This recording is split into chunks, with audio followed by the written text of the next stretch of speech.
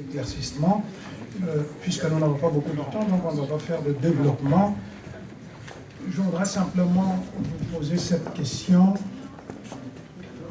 Est-ce qu'au niveau du comité, tout comme au niveau de la SYNCO, est-ce qu'on tient compte de la dimension économique, de la dimension psychologique, de la dimension politique de la lutte? Je m'explique très très brièvement. La dimension économique, c'est parce qu'il faut absolument à un moment donné parler aux investisseurs. Nous savons très bien que les politiques en Occident sont sujettes à justement ceux qui tiennent l'argent. Donc il va falloir que nous qui nous battons pour le Congo, derrière les évêques, nous arrivions à trouver une formule pour leur présenter qu'est-ce qu'ils gagneraient s'ils marchaient avec nous plutôt qu'avec ce qui se passe aujourd'hui. La dimension psychologique, il nous faut aussi convaincre, par exemple, les forces de l'ordre, des avantages qu'il y a à aller au changement, plutôt que simplement de réprimer. Ça, c'est psychologique.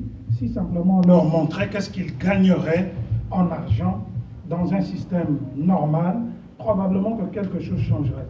La dimension politique, est-ce que les évêques et le comité n'entrevoient pas la possibilité pour notre Église d'encourager des élus qui seraient les nôtres, c'est-à-dire des élus que j'appellerais crédibles, des gens qui comprendraient et qui s'engageraient en tant que chrétiens, en tant que politiques, à mener le combat une fois élus. Et pour terminer, je propose, Monseigneur, que la SYNCO et le CLC réfléchissent sur la possibilité de mettre sur pied une équipe polyvalente qui soit tout à fait à la hauteur, de proposer des documents.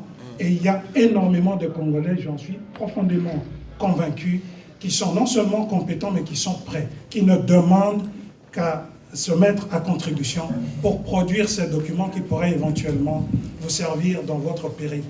Et merci pour le combat plus que noble que vous faites pour ce pays. Merci beaucoup. Merci beaucoup. On va aller de l'autre côté.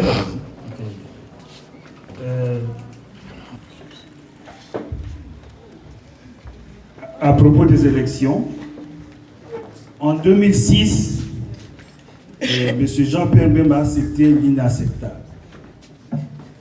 En 2011, selon même les déclarations du cardinal, les résultats des élections n'étaient ni conformes à la vérité ni à la justice.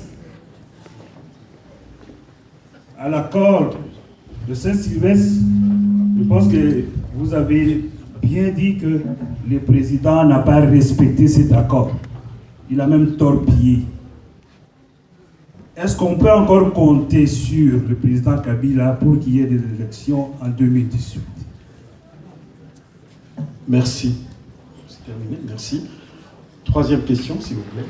Oui, bonjour, mon nom c'est Laurent Kabala et je voulais vous signaler une chose. Dans votre démarche, je vous encourage beaucoup de ce que vous êtes en train de faire, mais sauf qu'il y a une démarche qu'il faut suivre depuis l'histoire du Congo, depuis que le Congo est indépendant. Premier gouvernement de Patrice Emery Lumumba, nous avons eu la majorité présidentielle, nous avons gagné les élections. Et Lumumba a été tué et le Congo a été dirigé sous les mensonges pendant 32 ans. Aujourd'hui, nous avons un gouvernement des étrangers qui sont chez nous et qui sont là pour nous voler et pour voler nos richesses. Et maintenant, nous avons le président historique, l'opposant Tshisekedi, qui est mort. Maintenant, il y a un vide politique. Je ne conteste pas votre démarche, mais sauf que je voulais vous poser la question, qu'est-ce que nous pouvons faire pour libérer le Congo? Vous avez dit que pour libérer le Congo, il faut nous prendre en charge. On ne peut se prendre en charge que si on est armé. Moi, je suis partisan de la lutte armée. C'est la seule démarche qui fait que pour que le Congo soit indépendant et libre, pour que le Congo protège ses libertés, ça nous prend une lutte armée. Tout ce que vous êtes en train de faire là, je vous encourage, mais ça nous prend de nous armer. Merci beaucoup. On va donner l'occasion